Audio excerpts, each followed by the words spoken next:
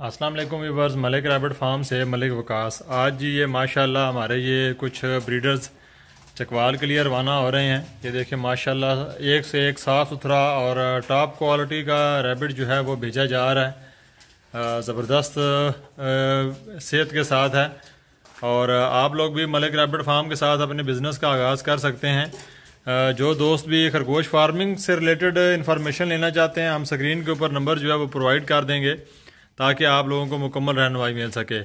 Malik rabbit farm Pakistan का वाहिद इदारा है जो आपको हर तरह की इंफॉर्मेशन प्रोवाइड करता है। इसके अलावा आपसे माल वापस लेने का एग्रीमेंट भी करता है ताकि आप लोगों को खरगोश सेल करने की परेशानी ना हो और आपको मुकम्मल पिंजरा ट्रेनिंग खरगोश और प्योर ब्लड लाइन। ये देखें माशाल्लाह एक से एक जानवर जो है वो ज़बरदस्त क्वालिटी के साथ है और यही क्वालिटी जो है वो हमारी पूरे पाकिस्तान में फार्मर्स को प्रोवाइड की जाती है। तो इंशाल्लाह मज़ीद फिर किसी नई वीडियो के साथ आपके साथ हाज़िर होते हैं।